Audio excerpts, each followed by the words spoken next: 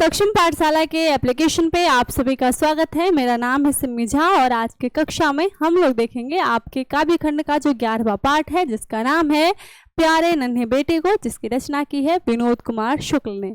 इस पाठ से के जो लेखक हैं विनोद कुमार शुक्ल, उनसे संबंधित तमाम जानकारियों को आज इस लेक्चर में हम लोग समझने वाले हैं।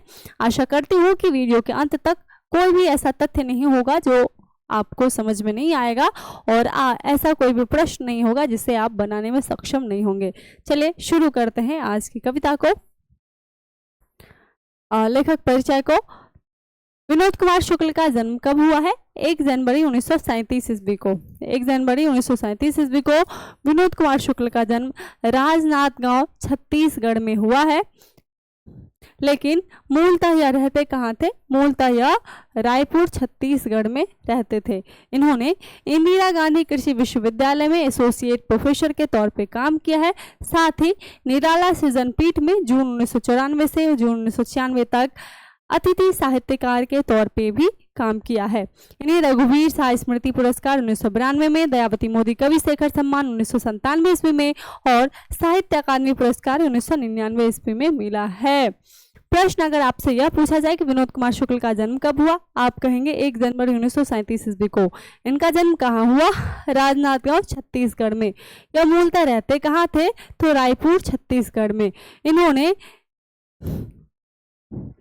किस विश्वविद्यालय में एसोसिएट प्रोफेसर के तौर पे काम किया था? आपका सही जवाब हो जाएगा इंदिरा गांधी कृषि विश्वविद्यालय।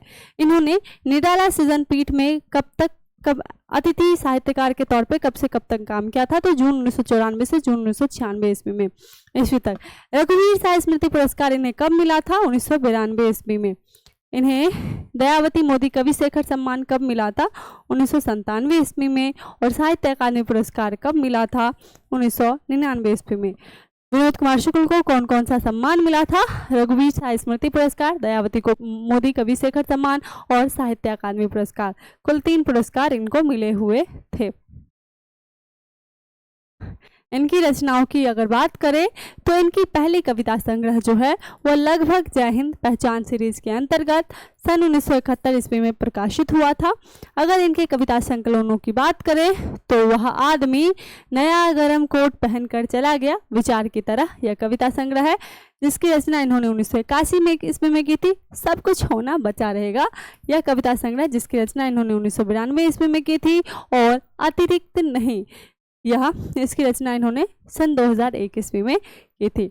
अगर इनके उपन्यासों की बात करें, नौकर की कमीज, खिलेगा तो देखेंगे, दीवार में एक खिड़की रहती थी। ये 3 उपन्यास है, नौकर की कमीज, खिलेगा तो देखेंगे और दीवार में एक खिड़की रहती थी। इनके द्वारा लिखे गए कविता संग्रह, इनके द्वारा लिखे गए कहानी संग्रह है पेड़ पर कमरा और महाविद्यालय। तो आपसे यह पूछा जा सकता है कि विनोद कुमार शुक्ल की पहली कविता संग्रह कौन सी है? आपका सही जवाब हो जाएगा लगभग जय हिंद। प्रश्न ऐसा पूछा जाएगा कि लगभग जय हिंद पहचान सीरीज के अंतर्गत विनोद कुमार शुक्ल की पहली कविता संग्रह कब प्रकाशित हुई? आप कहेंगे 1971 ईस्वी में। प्रश्न ऐसा पूछा जाए कि निम्न में से कौन सी रचना है जो विनोद कुमार शुक्ल की है? विकल्प दे दे। अतिरिक्त नहीं, हारे को हरिनाम, नील कुसुम और हुंकार। आपका सही जवाब हो जाएगा अतिरिक्त नहीं। प्रश्न ऐसा पूछा जाए कि वह आदमी नया गरम कोट पहनकर चला गया, विचार की तरह, यह किस विधा की रचना है? तो यह कविता संकलन है। नौकर की कमीज किस विधा की रचना है? यह उपन्यास है। पेड़ पर कमरा किस विधा की रचना है? यह कहानी संग्रह है।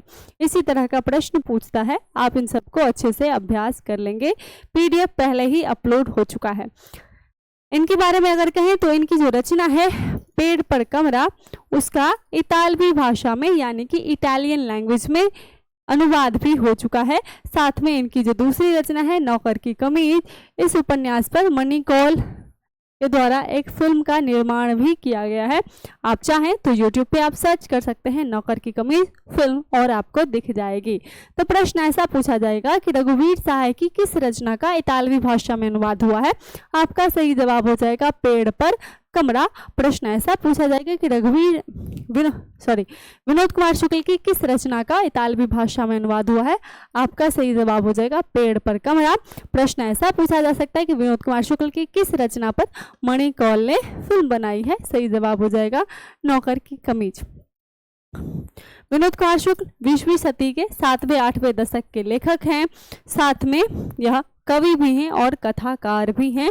इन्होंने दोनों ही विधाओं में अपनी एक अच्छी छाप छोड़ी है। तो प्रश्न ऐसा पूछा जाएगा कि विनोद कुमार शुक्ल किस काल के कवि हैं? आप कहेंगे आधुनिक काल के। किस शती के लेखक हैं? 20वीं सदी के। और 20वीं सदी के किस दशक के? तो 7वें 8वें दशक के हैं। यह थी विनोद कुमार शुक्ल से जुड़ी हुई जानकारियाँ। उम्मीद है आपको सभी चीज़ें समझ में आई होंगी। अगर कुछ रह गया है, कुछ छूट गया है, तो आप कॉमेंट सेक्शन में बता सकते हैं। साथ में ऑब्जेक्टिव का पीडीएफ इसका भी पीडीएफ अपलोड हो चुका है। साथ में ऑब्जेक्टिव का भी पीडीएफ अपलोड हो चुका है, तो आप उसे भी जाकर के चेक कर लेंगे और यह देखेंगे कि आप कितने प्रश्नों को बनाने में सफल होते हैं। मिलते हैं अगले वीडियो में एक नए लेक्चर के साथ। तब तक के लिए जुड़े रहिए सक्षम पाठशाला के साथ। शुभ रात्रि।